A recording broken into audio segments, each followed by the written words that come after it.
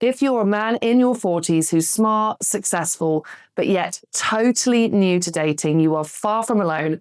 The good news is, with a clear plan, you can make rapid progress on this front and finally address this area of your life. Maybe for the past 10 or 20 years, you've been extremely career focused. Maybe there's been another reason why dating has continually taken a backseat, but finally now you're ready for change. You might be worried that you've missed the boat or simply have too much of a big experience gap with dating to ever catch up.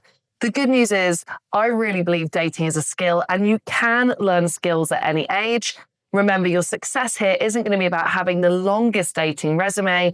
It's going to be about knowing who you are at this stage in your life and being prepared to take action. So how are we going to get this started if you have very little relationship experience, but you would like to meet someone and you're in your 40s?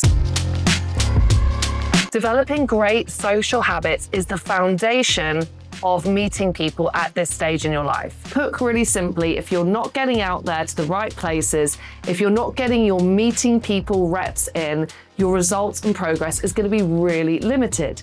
Developing great social habits is also super rewarding. It means you're going to feel more socially connected and start to refine the places and spaces that work best for you to meet someone. I would suggest aiming to go out at least once, if not twice a week, to somewhere where you're going to find it relatively easy and socially permissible to talk to people in the world around you. It might seem like a great idea to meet someone at a busy bar or a bustling gym. However, because you don't feel like you have a reason to talk to people around you, often these aren't the best places to start.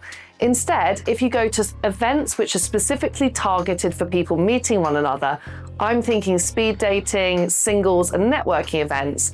And also you build up a repertoire of co-ed hobbies, whether that's salsa classes or bouldering socials, you're going to find that it's much easier to meet and connect with the people around you. Now, at the moment, the only conversations you might be used to having on a daily basis are in the workplace. Don't need me to tell you there's a shift between how we speak to people at work and how we speak to people in the social world. To get your social juices flowing again, a really nice daily exercise that you can add in is to talk to a stranger. I would even say, pay a compliment to a stranger. This might feel like a bit of a stretch. You might think, well, I don't have a reason to talk to them. Or, compliments are kind of a big deal. Why am I saying it to this person? Just this simple exercise is going to throw up lots of interesting feedback on your social points of resistance about connecting with people. Instead, I want you to engage with that social muscle, which is enabling you to be warm and form new connections. The good news is as well, if you get used to talking to the barista or the granny at the bus stop, your next step up to speaking to women you're attracted to in the real world is going to feel easier. As a single guy, you will get far more dating opportunities if you can get comfortable with being the initiator. That is the person who starts the conversation. I get that this isn't easy and you might feel like you're intruding and you don't want to make people feel uncomfortable. So instead, let's look at some really socially intelligent, human and easy ways to start a conversation. You do not need a perfect line, you do not need to be perfectly smooth, but you do need to consistently choose to start conversations with people / attractive women that you don't know in order to make progress. To do this, firstly, I'd ask you to step outside of your analytical mind or the part of you that wants to get this perfect. That's unrealistic. Getting started is more important. Even if you say, "Hi, I'm Nick," or "Is this your first time here too?" Okay, not going to win any prizes for most charismatic opening line, but it will do the job of getting the conversation started.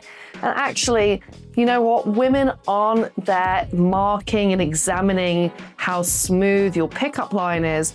Instead, they're just looking to socially connect in a normal way with a guy who's got, like you do, tons of the qualities that she wants. If you want to step this up, you can also use the conversational stem, "I like how you are," to get the conversation started. So for instance, "I like how you're being so patient in this massively long queue.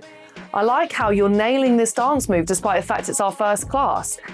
Usually, if you have a little bit of a hook or something to build on, it's going to help you to naturally formulate those observational and situational conversation starters which feel fluid, natural, and personal to whoever you're speaking to. When you're at a class or you're at a speed dating event, if you do find someone you like, it's also really important to be clear about what your intent is. Now, the temptation here will be to play it safe and to have many lovely, friendly conversations with them to the point where you feel really secure that you've done enough.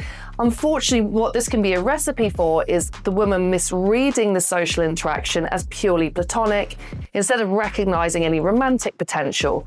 If you are curious or interested in something romantic happening, it's actually usually better to lead with this set of social tools. Remember, it's not creepy, to be clear. Clarity also gives her the opportunity to decide whether she's at all interested on the same level as you are. A very simple way that you can be clear is just to acknowledge something that you like about her. Again, bank this conversation stem. I like that you're. And then you need to label a personality-driven quality. If you say, I like your hair, again, bit awkward, probably too much. If you say, I like how you're so willing to try things. I like how you're being really bubbly and talking to everyone here. I like how candid you're being with me. This is really validating. It does have romantic intent, but it's a long way away from creepy. And remember, from your perspective, you actually do need to communicate some romantic intent so she gets it and starts to see you as an option. Skills do take time to build up and refine, so start out with realistic expectations. Yes, for most single people dating, you may hit a few wrong turns, you may fumble a few lines, but ultimately, the result of being able to meet and connect with women in the real world, to date them and to end up at some point with a really amazing romantic relationship is going to be so worth it. So don't kick yourself over lost time. Actually, you've probably done tons of things in your life that have inadvertently prepared you for this new phase that you're entering. If you'd love to hear more about how you can switch your romantic life to on and meet an incredible partner, even if you have no dating experience in your 40s, just use the link below and I will really look forward to hearing from you.